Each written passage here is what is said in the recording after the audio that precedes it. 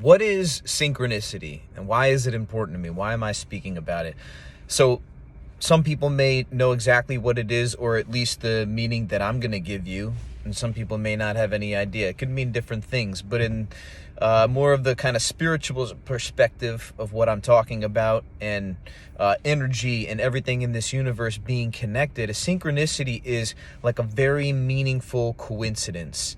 It's when something happens that seems to be so related, yet there's no real casual, noticeable relationship between those two things, but they happen in a way where you might say, oh, what a coincidence. And I'm saying, at least in my belief, that there are no coincidences in this universe. Everything is connected and everything happens on purpose for a reason. All connections, all relationships. So why is this important to me? Well, this is going to be a common theme in my videos. I want to look for synchronicity in the world because for me, that's what excites me. Like, that's what does it for me. When I see these little things happen, and I'll give you some examples in a moment, they just fill me with joy. And I think it's so cool. And I wonder, wow, like, how does all of this work? But when they happen, I also take them as guidance for myself. Like, I'm on the right track. I'm doing the right thing. I imagine it as the universe, my guides, my higher self, whatever you want to call it, God, speaking to me and kind of laying out a breadcrumb trail and letting me know that, hey, like, you know, you're doing the right things right now, so keep going. So, okay, what are some examples of synchronicity? Well, on like the smaller end, it can be when you are thinking about somebody in your mind, you're saying, I've got to call this person, I need to tell them something, and then they call you in the next moment. Or, you know, you're needing some information for an upcoming test or something, or a project, and you're thinking of the specific things that you need, and then in the next few minutes, those resources run into you somehow. Somebody calls you and just tells you what you need to hear, or you see the name of a store sign with exactly what you need, and it's right there in front of you in that moment. Now, some of the bigger examples that I just find to be amazing. Let me share a couple. One of them, I remember Wayne Dyer in one of his books talks about how he was estranged with his brother for a really long time, and he was in a snowstorm somewhere, couldn't see anything, broke down on the side of the road, and there was a person walking by, and he had yelled to that person, and he hadn't seen his brother in years, and it ended up being his brother. And they were in a part of the world that, you know, they shouldn't even had any business being near each other. I'd probably have to read that story over again to get that right. I'm sure I said that wrong, but that's the idea. I'm going to give you the two that, really the one that partly inspired me to go on this journey that I'm embarking on, and that has to do with an uncle of mine. But it all starts with this book from Michael Singer, okay? Michael Singer is a New York Times bestseller. He's pretty famous for writing the book, The Untethered Soul. He also wrote this book called The Surrender Experiment. And this is a book that came into my life a couple of years ago, and it's my favorite book I've ever read. I was so inspired by this book that I read it and I said, wow, that's how I want to live my life, just like that. And what the book is about is, it's about Michael living his life, and things, people, opportunities, circumstances come his way, and he surrenders to them, meaning that he, if he feels that they're there for a reason, he just says, okay, and he leans into it, as opposed to making a decision based on preference. Do I want to do this? Do I not want to do this? How do I feel? It's like things would come to him that would even make no sense for him, but he would say, okay, yes, and he would find out what it's about. And the whole book is this insane story of things happening to him, like one synchronicity after another, just crazy things. Like, he'll study for a test and he'll only look at 3 pages in an entire thick textbook, and he'll go into class the next day and he's just trusting that, you know, he's guided and he'll get the answers. And he opens the test, and I think he gets to pick 3 out of 5 essay questions to answer, and the 3 that he's going to answer were on the 3 pages in the book that he randomly opened up to the night before. So synchronicity, like, really for me displays the magic of the universe. I mean, it's so cool. It's like getting to go back and be a kid again and just look for magic all the time, except it's that real. Like, I'm telling you, you don't have to be religious. This is not a religious thing. You don't even have to be spiritual, but like, this is the workings of the unseen forces of the universe, which none of us can for sure say what or how it works. But if you look for the magic, if you look for the synchronicity, if you expect miracles to happen, then they happen.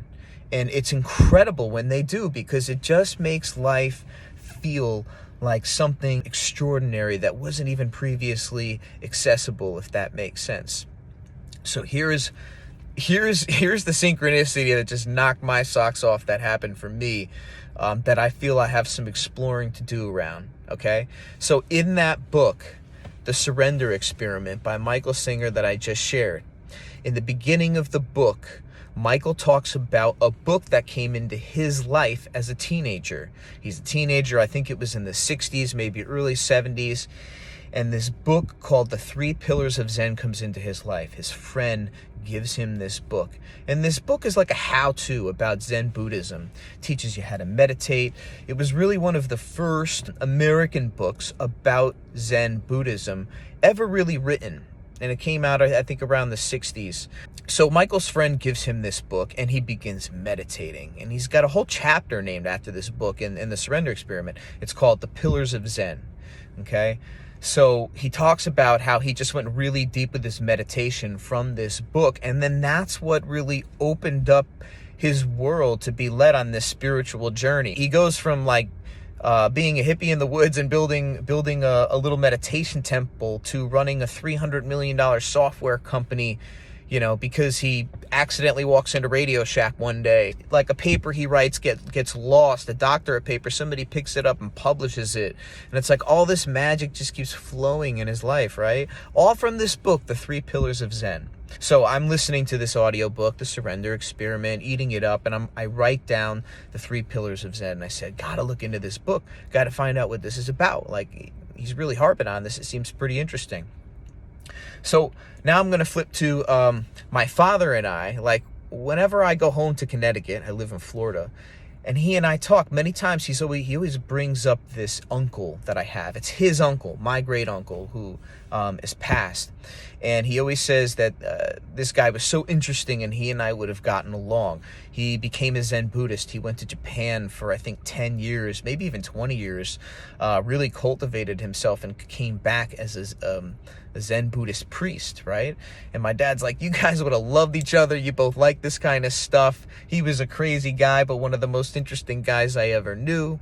Anyway, his name was Philip Kaplu, okay? So one day my dad's bringing me back to the airport, okay? In the same year that I found the book, The Surrender Experiment, that this is going on, okay? Get this, like, this is huge. And he's talking to me about my uncle, and he just casually says, oh yeah, and he's even an author. He wrote this book called The 3 Pillars of Zen. Okay? Like, my jaw hit the floor. My great uncle is the man who wrote the book that inspired the New York Times best-selling author Michael Singer, whose life is an example that I want to live my life by. Like, that kind of magic. That's like an ancestor coming through the ages being like, here you go, Mike. Like, here's a message for you. It's in your blood. Everything you've been interested in, everything you've been seeking, the spiritual path, looking for the magic, trusting yourself and the universe and letting go, like, you're on the right track. So I thought that was so cool. I went out, I bought this book now, you know, I read it, and I'm thinking maybe one of the places I even travel to will be Japan, and I can trace back my great uncle's roots. Now, these synchronicities, they happen all the time. It's just sometimes we're not aware of them, and it's not some special thing like it happens to some people and not others. But I can say this from experience: the more that you look for it, the more that it happens, the more that you become aware of it happening. So I'm listening to this book right now by Gary Vaynerchuk. He's amazing. I'm just starting to get into some of his stuff. He's big on social media and entrepreneurship, and his books have been helping me out. So I'm listening to one of his books. It's called Crushing It, and the book contains a lot of people telling their stories about their come up, about their breakthroughs, about them changing their lives with hard work. These stories are just packed with incredible things happening. I mean, people just catching breaks at the craziest times, because their hard work pays off. But I'm listening to these stories and I'm also hearing the magic. And I think it's important to incorporate that viewpoint into the life story of anybody who cares to do it, right? You got your choice, however you want to look at it. I don't care. But when you add that element of what you seek is seeking you, and that there are no coincidences in this universe, and law of attraction, and understanding that we are all connected on an unseen level, and there are things at work that we'll never know the extent of, that create our reality all the time. To bring more awareness about that in your everyday endeavors, that's wow, look at how that came together. Look at that chance moment. When you really start to appreciate what's happening, that appreciation goes a long way. That sends out energetic signals from you that you're open, that you're aware, that you'd like more of that. And I'm suggesting, inviting you to look. What you seek is seeking you.